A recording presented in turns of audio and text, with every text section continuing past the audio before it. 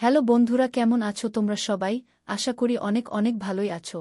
আর তোমাদের ভালোবাসায় আমিও অনেক ভালো আছি, কারণ তোমরা আমাকে যে পরিমাণে ভালোবাসা দিয়েছ এবং সাপোর্ট দিয়েছ তা আমি কোনোদিন ভুলতে পারবো না। তাই তোমাদেরকে মজা দেওয়ার জন্য আবারও একটি নতুন গল্প নিয়ে হাজির হলাম। গল্পটি শোনার মতো, আশা করি তোমাদের দাঁড়িয়ে যাবে এবং তোমরা হাতের কাজ করতে সবাই হেডফোন নিয়ে বসে যাও। যদি আমার গল্প শুনে মজা পাও তাহলে অবশ্যই আমার চ্যানেলটি সাবস্ক্রাইব করবে। তো চলো বন্ধুরা, আমরা কথা না বাড়িয়ে আসল গল্পে চলে আই। আমার নাম সোনালি। আমার বিয়ে এমন একটা পরিবারে হয়েছে যেখানে অনেক ভাই একসাথে থাকত, কিন্তু কেউ কারো বিষয়ে মাথা দিত না, যে যার কাজে নিয়েই থাকত। শ্বশুর বাড়িতে শ্বশুর শাশুড়িও ছিলেন। শাশুড়ি আমাকে মায়ের মতো ভালোবাসতেন। আমার মা এই দুনিয়াতে নেই, তাই আমি শাশুড়ির মধ্যেই আমার মাকে খুঁজে পেয়েছি। আমি তার সাথে ভালো ব্যবহার করতাম। কিন্তু একদিন শ্বশুর শাশুড়ির সাথে এমন একটা কাজ করলেন যা দেখে আমি লজ্জায় মুখ লুকিয়ে ফেললাম, কেননা শ্বশুর শাশুড়ির সাথে আমার মা অনেক দিন আগেই এই পৃথিবী ছেড়ে চলে গেছেন। আমি ৭ ভাইয়ের একমাত্র বোন এবং আমার ভাইদের কেউই বিয়ে করেনি, কারণ আমি বাবা মায়ের সবচেয়ে বড় এবং প্রথম সন্তান। আমার বাবা কখনই আমাকে তেমন গুরুত্ব দেননি, তিনি সবসময় তার কাজকেই গুরুত্ব দিতেন। আমি শুধু বাড়ির কাজেই আটকে ছিলাম, কারণ বাবা সহ ৫ ভাই কাজ করতে বাইরে যেত, ছোট ২ ভাই বাড়িতেই থাকত আর আমাকে সবার জন্য রান্না করতে হতো। এদিকে আমার অনেক বয়স হয়ে গেছে, কিন্তু আমার বিয়ে নিয়ে বাবার কোনো চিন্তা ভাবনাই ছিল না। যখন তিনি আমার থেকে ১ বছরের ছোট ভাইয়ের বিয়ে দিতে চাইলেন, তখন আমাদের সব আত্মীয় স্বজন তাকে বললেন, আগে মেয়ের বিয়ে দাও, তারপরে ছেলের কথা ভেব। এতে বাবা বললেন, মেয়ে বিয়ে দেওয়ার উপহার টাকা পয়সা আমার কাছে নেই। ছেলের বিষয়টা আলাদা, ছেলের বিয়ে ফ্রিতে হবে, পরিবর্তে বৌমা নিজের সাথে উপহার টাকা পয়সা নিয়ে আসবে। বাবার কথা শুনে আমি অনেক টেনশনে থাকতাম।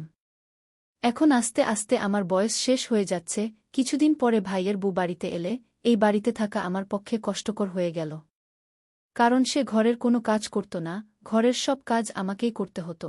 যদিও আমি আগে থেকেই ঘরের সব কাজ করতাম, কিন্তু এখন যে এসেছে তারও কিছু দায়িত্ব আছে, কিন্তু সে কিছুই করত না, সারাদিন শুধু শুয়েই থাকত।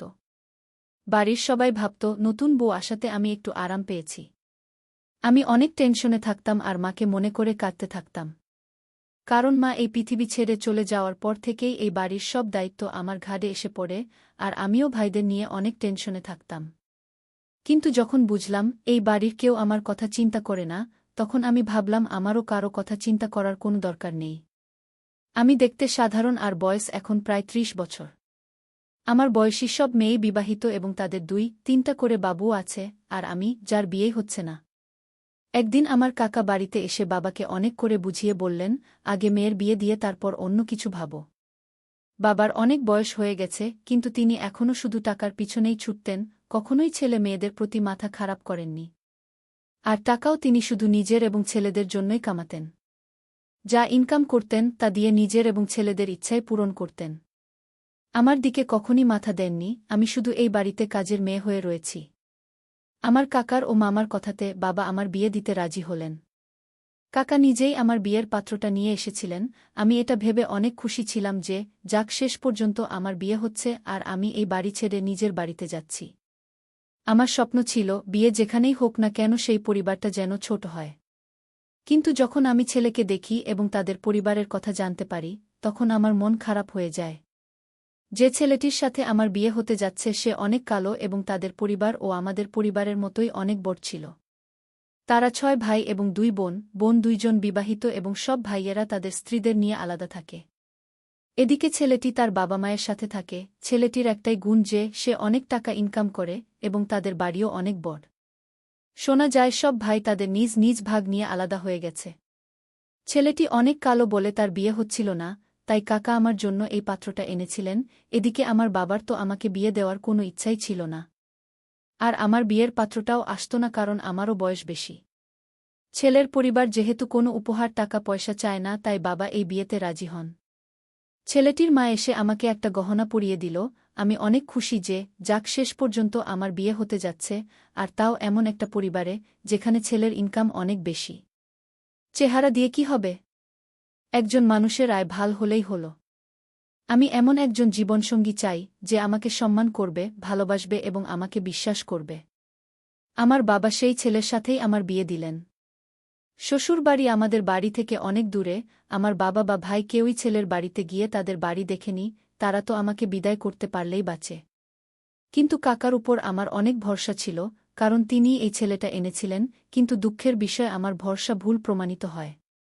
আমি শ্বশুরবাড়িতে এসে দেখলাম, বাড়ি খুব বড়, কিন্তু পরিবারের সবাই আলাদা না, বরং একই বাড়িতে থাকে। বিয়ের পর কয়েকদিন ভাবলাম যে তারা অতিথি, কয়েকদিন পরে চলে যাবে, কিন্তু সবাই বাড়িতে আছে, কেউই যাওয়ার নাম নিচ্ছে না। আমার স্বামী ছাড়াও তার আরও ৬ ভাই এবং তাদের ৬ জনের বউ এবং ছেলেমেয়ে ছিল। প্রথম দিকে স্বামীর সাথে দিনগুলি খুব ভালোই চলছিল আমার, কিন্তু কিছু দিন পরে তিনি কাজের জন্য শহরের বাইরে চলে যান। এখানে থাকতে তিনি আমার যত্ন নিতেন, এবং আমার শাশুড়িও অনেক ভালো মহিলা, আমার সব ভাবিরা তাদের ঘরেই থাকত, তারা ঘুমানো আর মেকআপ করার বাইরে সময় পান না। আমি কেবল ২-৩ দিন আরামের সুযোগ পেয়েছিলাম, তারপর থেকেই এই বাড়ির সব দায়িত্ব আমাকে নিতে হয়। যদিও কাজের লোক ছিল আর তারা সবাই সততার সাথে কাজও করত, কিন্তু আমি এত বড় দায়িত্বে কাজের লোকদের ভরসা করতে পারিনি, তাই তাদের দেখাশোনা করা আমার দায়িত্ব ছিল। আমার শাশুড়ি আমার দায়িত্বে অনেক খুশি ছিলেন।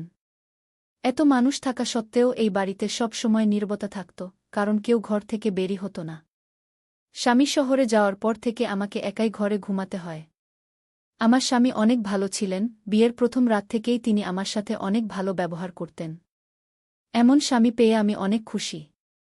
যখন আমার রুমে একা ঘুমাতাম, তখন মধ্যে রাতে আমার মনে হতো যেন কারো আওয়াজ আর হাঁটার আওয়াজ শুনতে পাচ্ছি, তাই আমার মনে হতো এই বাড়িতে ভূত আছে। দিনের বেলায় এই বাড়ির সবাই ঘরের ভিতরেই থাকত, তাহলে রাতে এই বাড়িতে কে হেঁটে বেড়ায়? আমার অনেক ভয় করত। এখন তো প্রতিদিন এমন হতে থাকল যে আমি কারো হাঁটার আওয়াজ শুনতাম। আমি ভয়ে আমার ঘরের দরজা ভালো করে আটকে শুয়ে শুয়ে ভাবলাম আমি এ বিষয়ে কাউকে জিজ্ঞেস করব যে রাতে এই বাড়িতে কি হয়। পরের দিন যখন শাশুড়িকে জিজ্ঞাসা করলাম, তিনি আমার প্রশ্নে একটু ঘাবড়ে গেলেন এবং অন্যভাবে উত্তর দিলেন যে এই বাড়িটা অনেক বড়, বাড়িতে অনেক লোক থাকে, কেউ না কেউ হয়তো রাতে ঘুম থেকে ওঠে বা কারো বাবু হয়তো কাঁদে আর তোমার মনে হয় কেউ আওয়াজ করছে। আমি মনে মনে ঠিক করলাম যে যাই হোক না কেন, কেউ তো আমার ক্ষতি করছে না, তাই আমি আমার সংসারে মন দেই। আমার এইসব নিয়ে চিন্তা করার কোনো দরকার নেই। এই বাড়ির নীরবতায় আমি অনেক বিরক্ত। প্রত্যেকেই নিজের নিজের কাজে ব্যস্ত, মাঝে মাঝে স্বামীর সাথে ফোনে কথা বলতাম আমি। একদিন রাতে আবার শুনতে পেলাম কেউ যেন অনেক আওয়াজ করছে। আজ সাহস করে উঠে দেখতে চাইলাম কে অনেক আওয়াজ করে, আর কে সে যে এত রাতে ঘুরে বেড়ায়। আমি বের হয়ে দেখলাম আমার শ্বশুর ফোনে কারো সাথে কথা বলছে। শ্বশুর প্রায় ফোনে এত কথা বলত যে সারা বাড়িতে তারই কণ্ঠস্বর প্রতিধ্বনিত হতো। ছোটখাটো বিষয়ে রাগ করা, ঝগড়া করা এবং ফোনে দীর্ঘক্ষণ গল্প করা, এসবই আমার শ্বশুরের কাজ, কারণ তিনি কোনো কাজ করতেন না আর সারাদিন বাড়িতেই থাকেন। শুনেছি শ্বশুরের অনেক রাগ, তাই সবাই তাকে অনেক ভয় পায়, এমনকি আমার শাশুড়িও তাকে ভয় পেত। শ্বশুরের ব্যবহার বাড়ির কারো সাথেই ভালো ছিল না। তিনি কারো কথা শুনতেন না, যা মনে হতো তাই করতেন। বর্তমানে দিনগুলো এইভাবেই পার হয়ে যাচ্ছিল। প্রতিরাতে দেখতাম মধ্যে রাতে যে মানুষটা হেঁটে বেড়াচ্ছে সে আর কেউ নয় আমার শ্বশুর। তিনি রাতে কারো না কারো সাথে ফোনে কথা বলতেন। মাঝে মাঝে রাতে আমি ভয় পেতাম, কারণ তিনি শাশুড়ির সাথে খারাপ ব্যবহার করতেন। আমার শাশুড়ির সাথে সব সময় খারাপ ব্যবহার করতেন। বুকে পায়ের জুতো মনে করতেন। আমার বিয়ের প্রথম দিকে এমন কিছুই ছিল না, কিন্তু আমার স্বামী চলে যাওয়ার পরেই জানি না তার কি হয়েছে, শাশুড়িকে তিনি প্রতিদিন মার দিতেন আর শাশুড়ি অনেক আওয়াজ করতেন, কিন্তু শ্বশুর থামতেন না। এখন আমি প্রতি রাতে তাদের ঝগড়া কান দিয়ে শুনতে শুরু করি। কারণ স্বামী স্ত্রীর মধ্যে কি নিয়ে এত ঝগড়া হয়, আর শাশুড়ি কি এমন ভুল করেছেন যার জন্য শ্বশুর তাকে মার দিতেন। কিছুদিন পরে আমার স্বামী ২-৩ দিনের জন্য বাড়িতে আমার সাথে সময় পার করতে আসেন। আমার স্বামী আসায় অনেক খুশি হয়েছি আমি, কিন্তু অবাক হয়েছি যে যেই দিন থেকে আমার স্বামী বাড়িতে এসেছে সেই দিন থেকে শ্বশুর শাশুড়ির মার দেওয়া বন্ধ করে দিয়েছেন। এটা আমি আগেও লক্ষ্য করেছি যে আমার স্বামী যখন বাড়িতে থাকেন তখন আমার শ্বশুর শাশুড়ির ঝগড়া হতো না, বাড়ির সবাই একসাথে বসে খাবার খায় এবং একে অপরের সাথে সময় কাটায়। স্বামীর আসাতে বাড়িটা একেবারেই পরিবর্তন হয়ে গেল। একদিন আমার স্বামী আমাকে বললেন, ভালো করে রেডি হয়ে চলো বাইরে কোথাও ঘুরতে যাই। আমি রেডি হয়ে স্বামীর সাথে বেরিয়ে পড়লাম। আমার স্বামী আমাকে একটা অনেক বড় রেস্তোরাঁ নিয়ে গেল, সেখানে দুজনে একসাথে বসে খাবার খেলাম। আমার স্বামী আমার দিকে তাকিয়ে জিজ্ঞেস করলেন, কি হয়েছে, তোমার মন ঠিক নেই মনে হচ্ছে, তুমি ঠিকমতো খাচ্ছ না কেন? এই সময়ে স্বামীকে এসব কথা বলা ঠিক হবে কি? কারণ আমি শাশুড়ি এবং বাড়ির পরিবেশে নিয়ে অনেক টেনশনে ছিলাম। তাই আমি স্বামীকে সবকিছু বলব কিনা ভাবছিলাম। কারণ বিয়ের পর এই প্রথম একসঙ্গে সময় কাটাতে ঘরের বাইরে এসেছি। আমি এসব কথা বলে স্বামীকে বিরক্ত করতে চাই না, আবার ভাবছি এসব না বললে এটার সমাধান হবে কিভাবে, তাই সাহস করে স্বামীকে জিজ্ঞেস করলাম, তোমার বাবা রাতে মায়ের সাথে ঝগড়া করে কেন? এই প্রশ্ন শুনে আমার স্বামী অবাক হয়ে আমার দিকে তাকিয়ে বলল, তুমি কি পাগল হয়ে গেছ? এটা হতেই পারে না। বাবা তো মাকে অনেক ভালোবাসেন। আমি আরও কিছু বলতে যাচ্ছিলাম, ঠিক তখনই স্বামীর ফোনে একজনের ফোন আসে আর সে কলটা রিসিভ করার জন্য উঠে বাইরে চলে যান। আমি আমার স্বামীর ভাব বুঝতে পেরেছি যে তিনি এই বিষয়ে কিছুই জানেন না। ৫ মিনিট পর স্বামী ফিরে এসে আমাকে জিজ্ঞেস করলেন, তুমি কি জেন বলছিলে? আমি তাকে বললাম হয়তো আমারই কিছু ভুল হয়েছে। তারপরে কিছুক্ষণ এটা সেটা নিয়ে কথা বলে আমি স্বামীর সাথে বাড়িতে ফিরে আসি। ২ দিন পর কাজে যাওয়ার সময় স্বামী আমাকে কিছু টাকা দিয়ে বললেন, তুমি তোমার পছন্দের পোশাক কিনে নিও, কারণ আমরা একসাথে কেনার মতো সময় পাইনি। জানি কেউ আমার সাথে যাবে না, কারণ তারা তো আমার সাথে ঠিকমত কথাও বলত না। শাশুড়িকেও জিজ্ঞেস করিনি, কারণ শ্বশুর হয়তো যেতে দেবেন না। তাই একজন কাজের মেয়ে রিতাকে জিজ্ঞেস করলাম, তুমি কি আমার সাথে বাজারে যাবে? সে সাথে সাথে বাজারে যেতে রাজি হল। এই বাড়িতে কারো কাছ থেকে অনুমতি নিতে হয়নি, কারণ এই বাড়িতে কেউ কারো খোঁজ নেয় না, তাই কাজের মেয়েটিকে সাথে নিয়ে বাজার থেকে কিছু পোশাক কিনে বাড়িতে ফিরে এলাম। বাজার থেকে বাড়িতে এসে শাশুড়ির রুমের পাশ দিয়ে যাওয়ার সময় একটা আওয়াজ শুনতে পেলাম। তিনি বলছিলেন, থামো, আমার উপর এত অত্যাচার করো না। তার মানে আজ আবার শ্বশুর শাশুড়ির ঝগড়া হচ্ছে অনেক, আর তাও রাতে ৯ দিনের বেলা। আমি আমার হাতের শপিং ব্যাগটা সাইডে রেখে শাশুড়ি আর শ্বশুরের কথা শুনতে থাকলাম। শাশুড়ি অনেক আওয়াজ করছিলেন যে, তুমি আমার সাথে এমন করো না, আমাকে ক্ষমা করে দাও। আর কতদিন আমার সাথে এইসব করতে থাকবে? আমার শাশুড়ি বারবার এই কথাটা বলছিলেন। আমি দরজায় উকি দিয়ে দেখতে চাইলাম শ্বশুর শাশুড়ির সাথে কি করে। আমি অবাক হয়ে উঠলাম এটা দেখে যে শ্বশুর শাশুড়ির চুলগুলো কাটছেন। আমি ভাবতাম শ্বশুর শাশুড়ির ঝগড়া হতো, তাই তিনি এত আওয়াজ করেন, কিন্তু আমার ধারণা সম্পূর্ণ ভুল, কারণ তিনি তাকে মারছে না বরং তার চুলগুলো কাটছেন, যার কারণে শাশুড়ি অনেক আওয়াজ করছিলেন। আমি কিছুই বুঝতে পারছি না, চুল তো নারীর গয়না, প্রত্যেক নারীর সৌন্দর্য তার চুলে। শ্বশুরের এক হাতে শাশুড়ির কাটা চুল আর অন্য হাতে কি একটা আছে। এসব দেখে আমি অনেক আওয়াজ করে করে ভিতরে চলে গেলাম। ভিতরে গিয়ে শ্বশুরকে জিজ্ঞেস করলাম, বাবা, আপনি এসব কি করছেন? তখন শ্বশুর বললেন, তোমার শাশুড়ির অপরাধের তুলনায় এই শাস্তি খুবই কম, নইলে তোমার শাশুড়ির যা কাজকর্ম তাতে তো তাকে এই বাড়ি থেকে বের করে দিতে হয়। এই বলে শ্বশুর ঘর থেকে বেরিয়ে গেলেন। আমি তাড়াতাড়ি গিয়ে শাশুড়িকে ধরলাম, কারণ তিনি অনেক কান্নাকাটি করছিলেন। আমি তাকে জিজ্ঞেস করলাম, এসব কি হচ্ছে, আর বাবা আপনার চুল কেন কাটছেন? আমার শাশুড়ি বললেন, সে প্রতিদিন এরকমই করে, আগে আমাকে মার দিত, তারপরে আমার চুল কাটে। আমি বললাম, কিন্তু আমার মনে হয় তিনি শুধু আপনার মাথার চুল কাটেন, মার দেন না। শাশুড়ি বললেন, এই লোকটা অনেক খারাপ, যা ইচ্ছা তাই করতে পারে। তিনি আরও বললেন, বুমা, তুমি এই বাড়ির বিষয়ে কিছুই জানো না, তাই তুমি বুঝতে পারছ না, আমি সম্পূর্ণ নির্দোষ। আমি তাকে বললাম, কোনো একটা কারণ তো আছেই, নইলে তিনি আপনার সাথে এমন করবেন কেন? আমার শাশুড়ি বললেন, বুমা, এই বাড়িতে সবাই নিজের নিজের জন্য আছে, সেজন্য কেউ কারো বিষয়ে কথা বলে না, কারণ এই বাড়ির সবাই আমার ছেলের ইনকাম খায়। তুমি এই বাড়ির সবার থেকে দূরে থেকো, বিশেষ করে তোমার শ্বশুরের থেকে, সে অনেক খারাপ মানুষ। আর কখনো কোনো কিছু তোমার স্বামীকে বলো না, না হলে এ আমাকে শেষ করে দিবে। শাশুড়ি আমাকে রুম থেকে বের করে দিয়ে বললেন, ভবিষ্যতে আর কখনো আমাদের ঝগড়ার মধ্যে এসো না, নইলে তোমার সাথেও খারাপ কিছু হতে পারে। তোমার আর কিছু জানার দরকার নেই, তুমি তোমার রুমে যাও। আমি নীরবে রুম থেকে বেরিয়ে এলাম। শ্বশুর শাশুড়ির সাথে ভালো ব্যবহার করছিলেন না। আমার শাশুড়ি একজন ভালো মহিলা এবং আমি তাকে এভাবে দেখতে পারছি না। আমি আমার রুমের দিকে যাচ্ছিলাম, সিঁড়িতে শ্বশুরের সাথে দেখা। তিনি আমাকে বললেন, একবার আমার কথা শোনো, আমি জানি তুমি আমার কথা বিশ্বাস করবে না। শ্বশুর কি বলছেন আমি বুঝতে পারছিলাম না। তখন তিনি আমার কাছে এসে বললেন, আমি জানি তুমি আমার ছেলের মতো খুবই বুদ্ধিমান মেয়ে। আমি শ্বশুরকে বললাম, কিন্তু আপনি মায়ের সাথে অনেক খারাপ ব্যবহার করছেন। শ্বশুর বললেন, দাদাও, আমি এখনই তোমাকে সব কথাটা বলছি যাতে তুমি বুঝতে পারো এই বাড়িতে কি হচ্ছে। এই বলেই শ্বশুর তার পকেট থেকে মোবাইলটা বের করে তাতে কিছু করতে থাকলেন, তারপর মোবাইলটা আমার দিকে এগিয়ে দিয়ে বললেন, এই দেখো, আশা করি আজকের পর আর কখনো ভুল বুঝবে না। শ্বশুর আরও বলতে থাকল, আমি খারাপ মানুষ না, কিন্তু একজন স্বামী যদি তার স্ত্রীকে খারাপ হতে দেখে, তবে সে নিশ্চয়ই কোনো না কোনোভাবে স্ত্রীকে থামানোর চেষ্টা করবে। ছবিগুলো দেখে আমার পায়ের নিচ থেকে মাটি সরে গেল। নিজের চোখকে বিশ্বাস করতে পারছিলাম না আমি ছবিগুলো দেখতে শুরু করছিলাম, এমন সময় হঠাৎ শাশুড়ি এসে আমার হাত থেকে মোবাইলটা নিয়ে নিজের কাছে রাখলেন। আর আমাকে বললেন, তুমি এখনও তোমার রুমে যাওনি।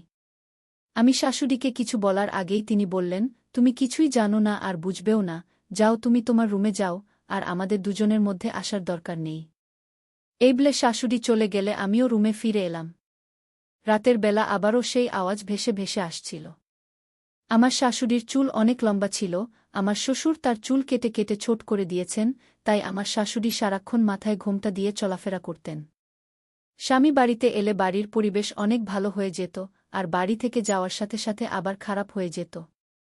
আমি স্বামীকে সব কিছু বলার চেষ্টা করব ভাবছি, কিন্তু শাশুড়ি আমাকে অনেক নিষেধ করে বললেন যে, তুমি তোমার স্বামীকে কিছু বললে ভাল হবে না, আমি তোমাকে এই বাড়ি থেকে বের করে দেব। আমি অনেক টেনশনে থাকলাম, আমি বুঝতে পারছি না এই বাড়িতে কি হচ্ছে। এইসব টেনশন আর আওয়াজের শব্দে ঘুমাতে পারতাম না, সারা রাত জেগে কাটিয়ে দিতাম। শাশুড়ি আমার স্বামীর মা, এবং তিনি আমাকে অনেক ভালোবাসতেন, কারণ তিনি কখনো আমার সাথে খারাপ ব্যবহার করেননি। আমি আমার মনকে বোঝানোর অনেক চেষ্টা করেও বোঝাতে পারছি না শাশুড়ি এমন হতে পারেন।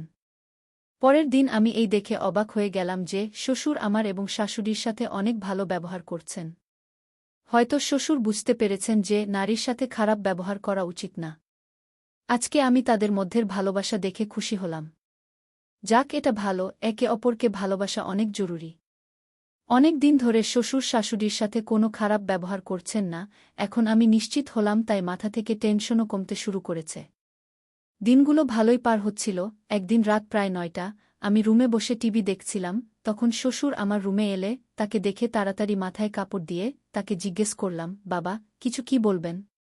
তিনি বললেন, বুমা, আমি তোমার জন্য নিজের হাতে চা বানিয়ে নিয়ে এসেছি। তোমার শাশুড়ি এবং স্বামীও আমার বানানো চা খেতে অনেক ভালোবাসে। ভাবলাম বুমা বাড়িতে আছে, কেউ তার সাথে ঠিকমতো কথাও বলে না, তাই তোমার জন্য চা তৈরি করে এনেছি, খেয়ে বলো চা কেমন হয়েছে। আমি শ্বশুরের দিকে অবাক হয়ে তাকিয়ে রইলাম। শ্বশুরের কি হয়েছে কে জানে, তিনি শাশুড়ি এবং আমার সাথে অনেক সুন্দর ব্যবহার করতে শুরু করেছেন। আমি তার হাত থেকে চায়ের কাপটি নিয়ে তাকে বললাম, ধন্যবাদ বাবা গো। আমি শ্বশুরকে বললাম, চা এখনো গরম, আর আমি এত গরম চা খাই না, ঠান্ডা হলেই খেয়ে নেব। শ্বশুর বললেন, না বুমা, আমার সামনেই খাও, তোমার মুখ থেকে আমার চায়ের প্রশংসা শুনতে চাই। আমি বললাম, বাবা, আমি এইমাত্র ২-৩ গ্লাস পানি খেয়েছি, তাই এখন খেতে ইচ্ছা করছে না। আপনি একটু পরে এলেই দেখতে পাবেন আমি চা খেয়ে নিয়েছি, আর আমি এখনই আপনার চায়ের প্রশংসা করে দিচ্ছি। চা ভালো হোক না হোক, আপনি আমার বাবার সমান, এবং কোনো মেয়েই তার বাবার দেওয়া কোনো কিছুকে খারাপ বলে না। আমার শ্বশুর একটু হেসে বললেন, ঠিক আছে গু। আমার মাথায় হাত দিয়ে বললেন, বেঁচে থাকো মা। আমি যাচ্ছি, তুমি অবশ্যই খেয়ে নিও। আমি মাথা নেড়ে হ্যাঁ বললাম। এরপরে আমি উঠে বাথরুমে গিয়েও চা ফেলে দিয়ে চায়ের ফাঁকা কাপ টেবিলের উপর রাখলাম, কারণ চা খেতে আমি একদমই পছন্দ করতাম না। রাতে চা খেলে অনেক সমস্যা হতো, কিন্তু এটা বাবাকে কিভাবে বলতাম। কিন্তু আমি খুশি যে শ্বশুরের ব্যবহারের অনেক পরিবর্তন হয়েছে। তিনি অনেক দিন ধরে মধ্যে রাতে শাশুড়ির উপর খারাপ ব্যবহার করেননি। অনেক রাত হয়ে গেছে, তাই টিভি বন্ধ করে স্বামীর সাথে কথা বলছিলাম। এই সময় তিনিও তার রুমে বিশ্রাম নিচ্ছিলেন। এমন সময় আমার মনে হল কারো ছায়া যেন আমার রুমের দিকে আসছে। এটা দেখে ভয় পেয়ে তাড়াতাড়ি মোবাইল বন্ধ করে শুয়ে পড়লাম। কেউ একজন দরজা খুলে সম্ভবত আমার দিকে ভালো করে দেখে আবার দরজা বন্ধ করে দিল। আমি বুঝতে পারলাম আমার রুমে কে এসেছিল। আমি আবার স্বামীর সাথে চ্যাটে কথা বলতে থাকলাম, কিন্তু বাইরে কিছু আওয়াজ শুনতে পেয়ে মোবাইল নিয়ে চুপচাপ বাইরে বেরিয়ে দেখতে গেলাম কি হচ্ছে। দেখলাম শ্বশুর শাশুড়ির মুখে হাত দিয়ে তাকে কোথায় একটা নিয়ে যাচ্ছেন। আমি তাদের অনুসরণ করে অবাক হয়ে দেখলাম এই বাড়িতে একটা রুম আছে যেটার বিষয়ে আমি কিছুই জানতাম না। তিনি শাশুড়িকে ওই রুমের ভিতর নিয়ে গেলেন, আর আমিও চুপচাপ তাদের পিছু নিলাম। শ্বশুর শাশুড়িকে রুমের ভিতরে নিয়ে গেলেও তিনি রুমের দরজা খোলা রেখে দিলেন, তাই আমিও চুপচাপ তার পিছু নিয়ে রুমের ভিতরে চলে গেলাম। দেখলাম রুমটার ভিতরে একটা ছোট ঘর আছে। আমি সেখানেই দাঁড়িয়ে তাদের কথা শুনতে থাকলাম। শ্বশুর শাশুড়িকে চেয়ারে বসিয়ে তাকে রশি দিয়ে বেঁধে দিলেন। রুমটা আগে থেকেই ছিল। শ্বশুর তার সাথেও কথা বলছিলেন। তারপরে শ্বশুর শাশুড়িকে যা যা বললেন তা শুনে আমি অবাক হয়ে গেলাম। শ্বশুর বললেন, এই বাড়িতে তোমার যা কিছু সম্পদ আছে সব তোমার একমাত্র ছেলের হবে, তাই আমি চাই তুমি সবকিছু আমার নামে করে দাও। আমি এত বছর ধরে এই দিনের অপেক্ষায় ছিলাম, তাড়াতাড়ি সই করে দাও, না হলে আজ আমি তোমাকে শেষ করে এখানে রেখে দেব এবং সবাইকে বলবো যে তুমি তোমার ভালোবাসার মানুষের সাথে পালিয়ে গেছ। এখন তাড়াতাড়ি এই কাগজপত্রে সই করো, যাতে তোমার ছেলের সব সম্পত্তি আমার নামে হয়ে যায়। শাশুড়ি বললেন, আমি শেষ হয়ে যাব, তবুও সই করব না। এই সব আমার ছেলের কষ্টের টাকা। তুমি কি চাও যে আমি তোমাকে আর তোমার খারাপ ছেলেদের আমার ছেলের এসব কষ্টের টাকা দিয়ে দেব? তোমার কপাল ভালো যে এত বছর ধরে আমি ছেলের কাছ থেকে তোমার সম্পর্কে এই সত্যটা লুকিয়ে রেখেছি, আর এখন আমাকে আমার পুত্রবধূর কাছ থেকেও এই সত্যটি লুকাতে হচ্ছে।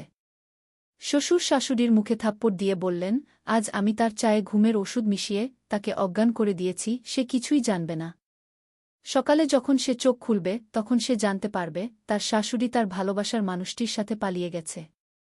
আমি তাকে যে ছবি দেখিয়েছিলাম সেগুলি সে বিশ্বাস করেছে। আসলে সেদিন শ্বশুর তার মোবাইলে যে ছবিগুলো দেখিয়েছিলেন সেগুলো আমার শাশুড়ির ছবি, যেগুলো খুবই খারাপভাবে উঠানো, এবং শ্বশুর অন্য পুরুষের সাথে আমার শাশুড়ির সেই ছবিগুলো এডিট করেছিলেন। যদিও সেই ছবিগুলো শ্বশুর শাশুড়ির সাথে নিজের মোবাইল দিয়ে তুলেছিলেন। আমার স্বামী শাশুড়ির প্রথম পক্ষের একমাত্র ছেলে। এই শ্বশুরের সাথে যখন শাশুড়ির বিয়ে হয় তখন তিনি একা ছিলেন। যে লোকটির সাথে শাশুড়ির প্রথম বিয়ে হয়েছিল তিনি অনেক ধনী ছিলেন। তিনি এই পৃথিবী থেকে বিদায় নেয়ার আগে তিনি তার সমস্ত সম্পত্তি তার ভবিষ্যৎ সন্তানকে লিখে দিয়েছিলেন, কারণ যখন শাশুড়ির প্রথম স্বামী এই পৃথিবী ছেড়ে চলে যায় তখন তিনি ৩ মাসের ছিলেন। পরে শাশুড়ির বাবা মা তাকে এই লোভী মানুষের সাথে বিয়ে দেয়, যার আগে থেকেই অনেক বাবু ছিল। প্রথম স্বামীর সমস্ত সম্পত্তি শাশুড়ির হাতে ছিল। এই কারণে শাশুড়ি তার একমাত্র ছেলেকে অনেক দূর অবধি পড়াশোনা করিয়ে তাকে তার স্বামীর ব্যবসা আবার শুরু করতে উৎসাহিত করেন। আর এদিকে আমার স্বামীর অনুপস্থিতিতে শাশুড়ির দ্বিতীয় স্বামীর বাবুরা তার সম্পত্তি ভোগ করে। আমার স্বামী জানত না যে এটা তার সৎ পিতা, শাশুড়ি তার কাছ থেকে এই কথাটি লুকিয়ে রেখেছিলেন। আর আমার স্বামী চোখ খোলার পর থেকে শ্বশুরকেই তার বাবা হিসাবে জানে। কিন্তু আমার স্বামী বড় হয়ে তার বাবার ব্যবসা শুরু করেন এবং ব্যবসার প্রচুর অর্থ উপার্জন করেন, তখন শ্বশুরের এই বিষয়টি পছন্দ হয়নি। কারণ তার বাবুদের কেউই আমার স্বামীর সাথে প্রতিদ্বন্দ্বিতা করার মতো যোগ্য ছিল না। শাশুড়ির প্রথম স্বামীর আয়ে তারা খেয়ে পরে বেঁচেছিল। আর আমার স্বামীর সক্ষম হওয়ার পরেও যা কিছু উপার্জন করেছেন তিনি তার মাকেই দিয়েছিলেন। আমার শ্বশুর এখন এই সমস্ত সম্পত্তি তার নামে করতে চেয়েছিলেন এবং শাশুড়িকে তার সমস্ত সম্পত্তি দেওয়ার জন্য অনেকক্ষণ ধরে অনেক কথা বলে আসছিলেন। আমার স্বামীর সামনে শ্বশুর অনেক ভালো মানুষ সেজে থাকতেন, কারণ তিনি চাইতেন যেন কোনোভাবেই আমার স্বামী জানতে না পারেন যে তিনি আমার শাশুড়ির দ্বিতীয় স্বামী এবং তার বাবুরা আমার শাশুড়ির নয়, আমার শ্বশুরের প্রথম স্ত্রীর। তাহলে আমার স্বামী কখনই তাদের এই বাড়িতে তাদের রাখবে না, আর আমার স্বামীর মন যে কোনো সময় বদলে যেতে পারে এবং তাদের বাড়ি থেকে বের করে দিতে পারে। এখন শ্বশুর শাশুড়িকে মার দেওয়ার পরে কাগজে সই করিয়ে তাকে শেষ করে দিতে চাইছিলেন।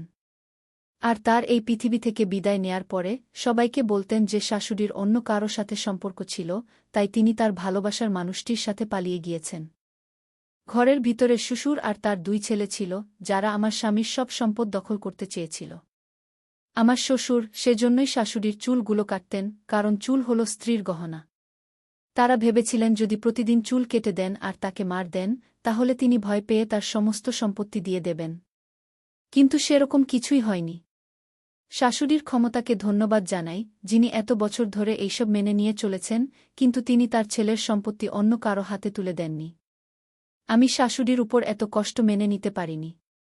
তাই আমি তাড়াতাড়ি আমার স্বামীকে ফোনে সমস্ত ঘটনা বললাম। আমার স্বামী বললেন যে আমি আমার এক বন্ধুকে পাঠাচ্ছি, তুমি তার সাহায্য নাও, আর আমি এখনই বাড়ি যাওয়ার জন্য বেরিয়ে পড়ছি। যদি এসব সত্যি হয় তবে আমি বাবা এবং তার সমস্ত ছেলেদের বাড়ি থেকে বের করে দেব, আর যদি ভুল প্রমাণিত হয় তবে আমি তোমাকেই এই বাড়ি থেকে বের করে দিয়ে তোমাকে ছেড়ে দিয়ে দেব। আমি আমার স্বামীকে বললাম, তোমার বন্ধুকে তাড়াতাড়ি পাঠাও, বাকি সব কিছুতেই আমি রাজি। আধ ঘণ্টা পরে দেখলাম আমার স্বামীর বন্ধু এসে পড়েছে। সে আমার স্বামীর বন্ধু ছাড়াও একজন পুলিশ অফিসার ছিলেন। আমি স্বামীর বন্ধুকে সেই রুমে নিয়ে গেলে তিনি নিজের চোখে সবকিছু দেখলেন যে আমার শ্বশুর আর তার ছেলেরা শাশুড়িকে সই করানোর জন্য মেরে যাচ্ছিলেন। আমার স্বামীর বন্ধু শ্বশুর ও তার 2 ছেলেকে আটক করে থানায় নিয়ে যান। সকালে আমার স্বামীও বাড়িতে এসে পৌঁছান, কারণ তার বন্ধু তাকে ফোন করে সব বলেছিল। ফলে তার কাছে সব সত্যটা প্রকাশ পেয়ে যায়, তাই তিনি তার বাবা এবং ছেলেদের বিরুদ্ধে কেস করেন এবং শাশুড়িও আদালতে সাক্ষ্য দেন। আদালতের রায় আমাদের পক্ষে যায়। এরপর আমার ভাবিরা এ বাড়িতে থাকতেন, তারা সবাই আমাদের বাড়ি ছেড়ে চলে যায়। এখন এই বরবাড়িতে আমরা অনেক সুখেই আছি। আমার স্বামী সিদ্ধান্ত নেয় যে সে কখনই এই বাড়ি ছেড়ে যাবে না, এখন সে আমাদের সাথে বাড়িতে থেকেই কাজ করেন। মাঝে মাঝে সম্পদের লোভে কিছু মানুষ এতটা নিচে নামিয়ে দেয় যে তারা সম্পর্কের মূল্য দিতেও ভুলে যায়। আমি আপনাদের সকলকে অনুরোধ করতে চাই, আপনারা সম্পর্কের মূল্য দিতে শিখুন। আজ আমাদের সাথে যে বা যারা আছেন, আমরা যদি তাদের সাথে খারাপ কিছু করি, তবে তাদের মনে ভুল ধারণার সৃষ্টি হবে, আর তারা কেউ আমাদের দিকে ভুল করেও ফিরে তাকাবে না। তাই একজন ভালো মানুষ হন, কোনটা ভালো তা বুঝতে শিখুন এবং যে ভালো তার সাথে ভালো ব্যবহার করুন। আর যে খারাপ, তার খারাপ দিকটা দূর করার চেষ্টা করুন। আমার শ্বশুর শাশুড়ির কাছে অনেকবার ক্ষমা চেয়েছিলেন, কিন্তু মনে হয় তিনি ক্ষমার যোগ্য ছিলেন না, কারণ তিনি অনেক বড় ভুল করতে যাচ্ছিলেন। তিনি আমার শাশুড়িকে শেষ করে দিতে চাইছিলেন। আমি যদি তাদেরকে ঘটনাস্থলে না দেখতাম, তাহলে হয়তো এই রহস্য আমার শাশুড়ির সাথেই শেষ হয়ে যেত। বন্ধুরা, এই গল্পটি যদি ভালো হয়ে থাকে তাহলে সাবস্ক্রাইব করে আমাদের পাশেই থাকবেন। ধন্যবাদ, সবাই ভালো থাকবেন।